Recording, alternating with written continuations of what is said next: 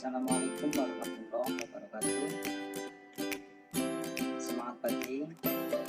Jumpa lagi dengan channel Sobat Admin yang selalu setia menemani Anda. Langsung saja, kali ini saya akan mencoba mengupas tuntas tentang tes modul KB4 IAL modul 8 Arya PPG 2021. Subpokok bahasan adalah soal mencakup satu, pengertian hukum dan dasar hukum riba. Kemudian yang kedua, macam-macam riba. Kemudian yang ketiga, implikasi riba dalam kehidupan sehari-hari. Kemudian yang keempat, hikmah pengharaman riba dan upaya penanggulangannya. Subpokok ini diambil dari modul yang telah dipelajari pada aplikasi SPES yang Bapak Ibu setiap hari dibuka. Kemudian untuk selanjutnya langsung saja kita ke soal-soal. Di sini ada jumlah 10 nomor. Nomor 1, tambahan, kelebihan atau bertambah dan tumbuh adalah arti dari A. Ijab qabul, B. untung rugi, C. riba, atau D. sewa menyewa. Ya, ini adalah pengertian riba menurut bahasa. Maka nomor 1 jawabannya adalah C, riba. Kemudian yang kedua, menurut ulama Hambali, riba adalah, perhatikan, karena pengertian riba menurut istilah ada 4. Untuk nomor 2 ini kita diminta untuk menjawab pengertian riba menurut ulama Hambali. Oke. Menurut ulama Hambali, riba adalah A. tambahan pada barang-barang tertentu, B. sebagai tambahan tanpa imbalan dalam transaksi harta dengan harta, C. tambahan pada harta yang disyaratkan dalam transaksi dari dua pelaku akad dalam tukar menukar antara harta dengan harta, atau D. suatu transaksi yang pada saat berlangsungnya akad tidak diketahui kesamaannya, atau transaksi pengganti menurut ukuran syariah. Ya, sudah jelas. Jawaban nomor 2 adalah A, yaitu tambahan pada barang-barang tertentu. Untuk poin B adalah pengertian riba menurut Imam Hanafi. Kemudian poin C, pengertian riba menurut ulama lain. Kemudian poin D adalah pengertian riba menurut Muhammad Al-Shirbini. Lanjut, nomor 3. Ini merupakan contoh aplikasi dalam sehari-hari. Nomor 3, Pak Anton adalah pedagang kaya raya di desa Sukamaju. Ia terkenal menjadi rentenir karena menggandakan hasil keuntungan jual beli secara jelas. Pagi itu, Pak Anton untung besar setelah Bu Ani melunasi pinjaman plus bunga yang harus dibayar oleh si peminjam. Hukum memakan keuntungan dari penghasilan tersebut adalah A. halal karena menafkahi keluarga adalah wajib dan ibadah, B. haram karena termasuk riba, C. boleh saja asalkan bunganya hanya separuh dari uang yang dipinjamkan, atau D. jawaban A dan C benar. Ya, menurut saya dan menurut modul bahwa ini sudah jelas, kata kuncinya adalah rentenir, kemudian bunga yang harus dibayar. Ya, ini tentunya bunga ini walaupun si Aminah, maksud saya Bu Ani itu butuh, namun kita sebagai umat muslim tentunya dengan akad tolong menolong. Jadi tidak perlu kita ketika menghutangi seseorang itu tidak perlu ada tambahan bunga, cukup diniatkan dengan tolong menolong. Maka nomor 3 adalah jawabannya haram, atau B, haram karena termasuk riba. Ini sudah jelas.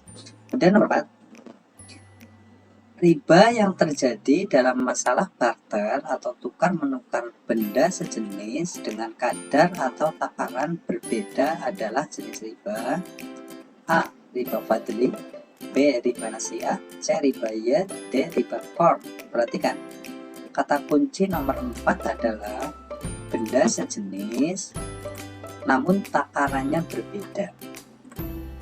Maka ini adalah jenis riba fadl. Fadl itu kalau dalam bahasa Arab artinya tambahan atau keutamaan, berarti ada tambahan dari barang yang telah ditukar. Dan selanjutnya nomor 5, Ahmad ingin membangun rumah. Untuk itu dia pinjam uang kepada bank sebesar 144 juta dengan bunga 13% per tahun. Sistem peminjaman seperti ini yaitu harus dengan syarat dan harus dikembalikan plus bunganya. Ingat, kata kuncinya adalah meminjam 13% kemudian bunga. Nah, maka transaksi ini adalah contoh dari A. Riba qard, B. Riba nasiah, C. Riba fadl, D. Riba yad. Ya, jawabannya adalah riba nasiah. Kemudian selanjutnya, Budi bermaksud akan membeli sepeda motor kepada Indah. Kemudian mereka janjian untuk bertemu di rumah Indah. Indah menawarkan kepada Budi motor tersebut dengan harga 10 juta jika dibayar cash dan harga 12 juta jika dibayar kredit. Berarti ada dua harga. Kemudian dengan waktu 1 tahun. Menurut saudara, termasuk ribakah hal tersebut? A. Ya, dengan syarat sudah terjadi kesepakatan kedua belah pihak. B. Tidak, asalkan ada kesepakatan harga dan pilihan sebelum berpisah. C. Ya, karena harganya ada selisih antara kredit dan cash. D. Semua jawaban salah. Ya, mari kita cari kata kuncinya. Kata kuncinya adalah menawarkan dengan dua harga, baik cash maupun kredit, dengan waktu 1 tahun. Ya, menurut modul dan yang perlu kita pahami bahwa ketika seseorang mengadakan jual beli kemudian bertemu, walaupun ada dua harga dan dua macam cara pembayaran yaitu cash dan kredit, apabila mereka sepakat memilih salah satu, ya, memilih salah satu dan kesepakatan itu mereka masih dalam satu tempat bersama, maka ini menurut setelah saya baca modul ini bukan termasuk riba, karena satu, ya, poin pentingnya adalah sudah memilih cara pembayaran kemudian masih dalam satu tempat dan kesepakatan bersama. Nomor 6 jawabannya jelas B. Tidak, asalkan ada kesepakatan harga dan pilihan sebelum berpisah antara penjual dan pembeli. Kemudian nomor 7, dampak ekonomi yang terjadi karena praktek riba adalah A. Ketidakadilan distribusi pendapatan dan kekayaan, B. Potensi eksploitasi terhadap pihak yang lemah dan keuntungan lebih berpihak pada orang kaya, C. Alokasi sumber daya ekonomi tidak efisien dan lancarnya investasi, atau D. Semua jawaban benar. Ya, perhatikan kata kuncinya adalah ekonomi. Ya, pendapatan dan kekayaan masih ekonomi, kemudian orang-orang kaya juga ini pengaruh ekonomi, kemudian ini sudah jelas ada sumber daya ekonomi, maka semua jawaban adalah benar. Nomor 7 jawabannya D. Kemudian misalkan